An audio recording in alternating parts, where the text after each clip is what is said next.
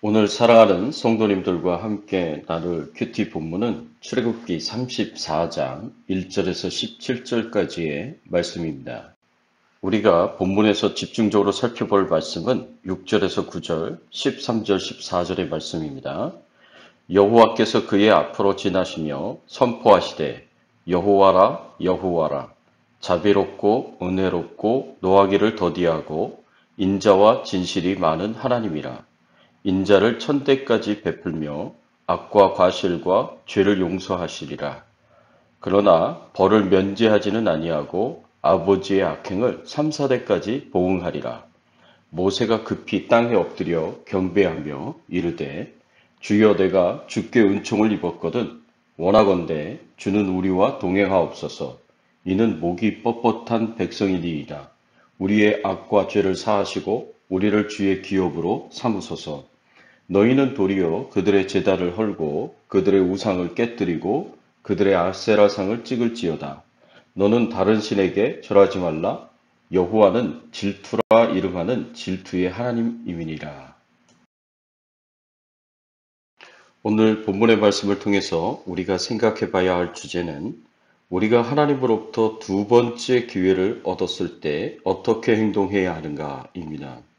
이스라엘 백성들이 세컨 찬스, 두 번째 기회를 얻었습니다. 이스라엘 백성들이 하나님 앞에서 우상 숭배를 하였기 때문에 하나님과의 언약이 깨어졌습니다.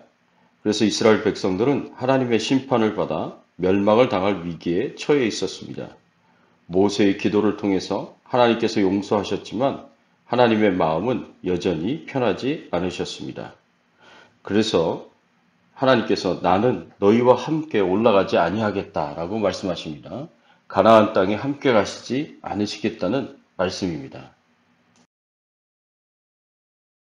출애굽기 33장 3절의 말씀에 보면 너희를 젖과 꿀이 흐르는 땅에 이르게 하려니와 나는 너희와 함께 올라가지 아니하리니 너희는 목이 곧은 백성인즉 내가 길에서 너희를 진멸할까 염려함이니라 하시니. 모세가 이스라엘 백성들을 위하여서 회막에 들어가서 하나님과 대면하며 이스라엘 백성들을 위하여 간절하게 중보기도 합니다. 그래서 하나님께서 다시 이스라엘 백성들과 함께 하시고 함께 가나안에 가시겠다고 말씀하십니다. 이렇게 두 번째 기회가 주어졌을 때 어떻게 해야 하겠습니까? 하나님께서 계속 함께 하시고 축복하시도록 우리는 기도해야 합니다. 하나님께서 이스라엘 백성들을 용서하시지만 벌을 면제하지 않으시겠다라고 말씀하십니다. 오늘 본문 출애굽기 34장 6절과 7절의 말씀에 보면 여호와께서 그의 앞으로 지나시며 선포하시되 여호와라 여호와라 자비롭고 은혜롭고 노하기를 더디하고 인자와 진실이 많은 하나님이라. 인자를 천대까지 베풀며 악과 과실과 죄를 용서하리라. 그러나 벌을 면제하지는 아니하고 아버지의 악행을 자손 3, 4대까지 보응하리라 라고 말씀하십니다. 하나님께서는 이스라엘 백성들의 죄를 용서하시지만 벌을 면제하시지는 않으시겠다라고 말씀하셨습니다. 이것이 얼마나 무서운 말씀입니까? 죄를 용서하시지만 그래서 그 죄 때문에 영원토록 지옥에 가서 죄값을 치르는 일은 없겠지만 그럼에도 불구하고 벌을 면제하시지 않으시겠다라고 말씀하십니다. 즉 내가 지은 죄값은 이 땅에서 치르도록 하시겠다는 말씀입니다. 하나님은 정말 죄를 싫어하시는 하나님이십니다. 아버지의 악행을 자손 3, 4대까지 보응하시겠다라고 말씀하셨습니다. 이것은 너무나 무서운 말씀입니다. 이런 말씀을 들은 모세가 어떻게 반응합니까? 출애굽기 34장 8절과 9절의 말씀에 보면 모세가 급히 땅에 엎드려 경배하며 이르되 주여 내가 주께 은총을 입었거든 원하건대 주는 우리와 동행하옵소서. 이는 목이 뻣뻣한 백성이니이다. 우리의 악과 죄를 사하시고 우리를 주의 기업으로 삼으소서. 모세는 다시 한번 하나님 앞에 급히 땅에 엎드려 경배하며 이스라엘 백성들을 위하여서 중보기도 합니다. 하나님께서 벌을 면제하지 않으시겠다고 말씀하신 것에 대해서 깜짝 놀라서 다시 한번 하나님 앞에 우리와 동행하옵소서라고 기도하면서 이스라엘 백성들의 죄악을 용서하여 주시고 이스라엘 백성들을 주의 기업으로 삼아달라고 간구하며 중보기도 합니다. 모세가 이렇게 하나님의 심판을 두려워하며 이스라엘 백성들을 위하여 노심초사하면서 간절히 중보기도 하는 것은 이스라엘 백성들이 하나님께 너무나 큰 죄를 지었기 때문입니다. 이스라엘 백성들이 금송아지 우상 숭배를 하였기 때문입니다. 여기서 금송아지 우상 숭배는 십계명에서 두 번째 계명을 어긴 우상 숭배였습니다. 두 번째 우상 숭배는 하나님을 찬양하고 경배드리는데 하나님을 표현한 형상을 숭배하는 것입니다. 첫 번째 우상 숭배는 하나님이 아닌 다른 신, 성경에서 바알이나 아세라와 같은 그런 우상들을 숭배하는 것을 말할 수 있습니다. 그런데 하나님은 우상 숭배를 싫어하십니다. 하나님은 질투의 하나님이시기 때문에 우상 숭배를 싫어하십니다. 오늘 본문 출애굽기 34장 13절에서 14절까지의 말씀에 보면 노는 더리오 그들의 제단들을 헐고 그들의 주상을 깨뜨리고 그들의 아세라상을 찍을지어다. 너는 다른 신에게 절하지 말라. 여호와는 질투라 이름하는 질투의 하나님이니라 하였습니다. 하나님께서 이스라엘 백성들이 가나안 땅에 들어갔을 때 우상 숭배하지 말라고 주신 말씀에서 우리는 첫 번째 계명을 어기는 우상 숭배이든 두 번째 계명을 어기는 우상 숭배이든 모두 하나님의 불같은 질투를 가져오는 우상 숭배라는 것을 알 수 있습니다. 이스라엘 백성들의 우상 숭배는 하나님의 분노를, 하나님의 진노를 불러들였습니다. 하나님께서 이스라엘 백성들을 진멸하시고 모세를 통하여 한 민족을 새롭게 시작하시겠다고 선포하셨습니다. 특히 하나님께서 화가 나신 이유는 시내산에서 하나님과의 언약을 이미 체결한 상태에서 언약 관계를 이루었기 때문에 더 화가 나십니다.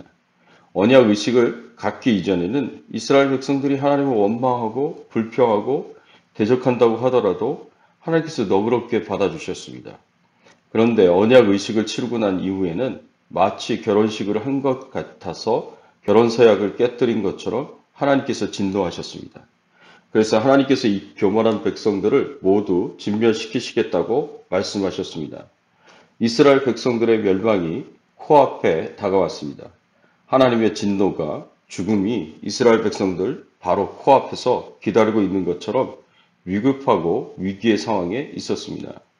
이런 위기의 상황에서 모세가 하나님께 기도합니다. 이스라엘 백성들을 위하여 중보기도 합니다. 어찌하여 하나님께서 크신 권능으로 구원하여 주신 이스라엘 백성들에게 이렇게까지 진노하십니까?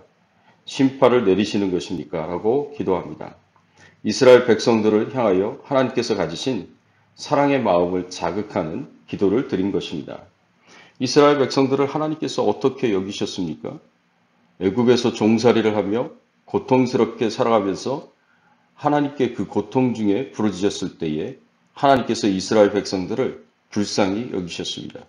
이스라엘 백성들을 향하여 불쌍히 여기는 마음, 컴패션의 사랑의 마음을 가지셨습니다. 그리고 이들을 구원하기 위하여 모세를 보내시고 모세를 통하여 구원하셨습니다.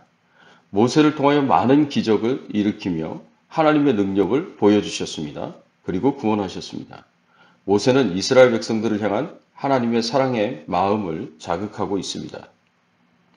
또 모세는 하나님은 의로우시고 선하신데 원수에게 비방과 조롱거리가 될 수 있다고 기도하고 있습니다.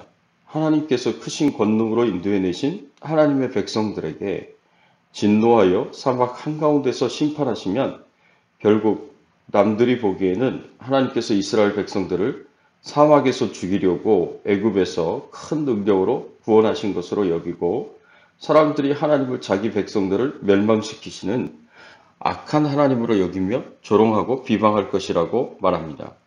하나님은 의로우신 하나님이신데 어떻게 악한 하나님으로 여김을 받으며 원수들의 조롱과 비방을 받으시겠습니까? 또 모세는 하나님께서 사랑하셨고 소중하게 여기셨던 아브라함과 이삭과 야곱을 기억하셔서 그 후손을 불쌍히 여기시고 이들에게 하셨던 약속을 끝까지 지키시고 이루어 달라고 요청하고 간절히 기도합니다. 한마디로 이스라엘 백성들을 위하여 하나님을 설득하는 중보기도를 드렸습니다. 이렇게 하나님을 설득하는 모세의 마음은 어떠했을까요? 모세는 어느 정도의 각오로 이렇게 말을 하고 있을까요? 모세의 각오가 어떤 각오인지는 주께서 기록한 책에서 내 이름을 지워버려 주옵소서라고 기도한 그 기도를 통해서 알 수 있습니다. 생명책에서 모세는 자기 이름을 지워달라고 하나님께 기도했습니다. 모세 자신도 이스라엘 백성들과 똑같이 하나님의 심판을 받아 죽겠다는 그런 기도였습니다. 모세가 이 중보 기도에 자신의 생명을 걸었을 뿐만 아니라 자신이 천국에서 누릴 영생까지 걸었습니다.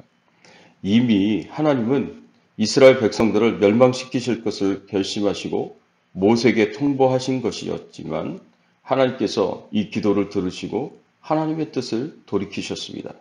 하나님께서 하나님의 뜻을 돌이키셨습니다. 처음에 마음에 결정하신 대로, 마음에 작정하신 대로 심판하시지 않겠다고 말씀하셨습니다.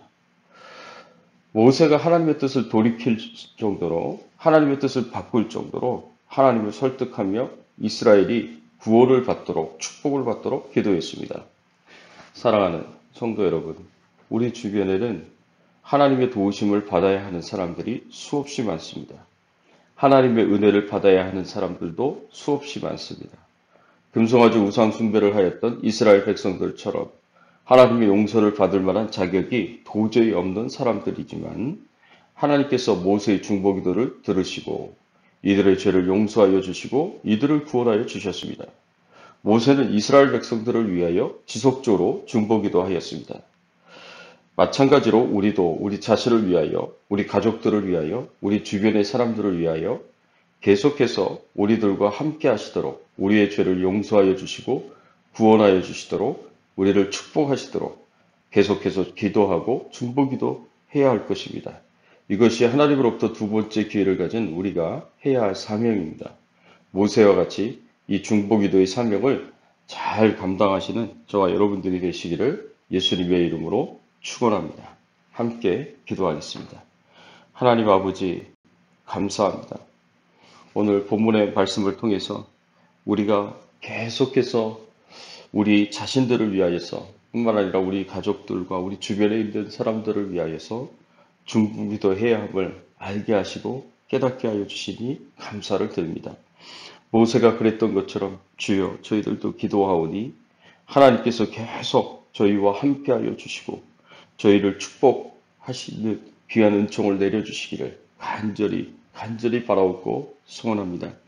오늘 하루도 주님과 동행하는 하루가 되게 하시고 코로나19 바이러스로부터 안전하게 하시고 또 우리의 모든 기도에 응답을 허락하여 주시옵소서.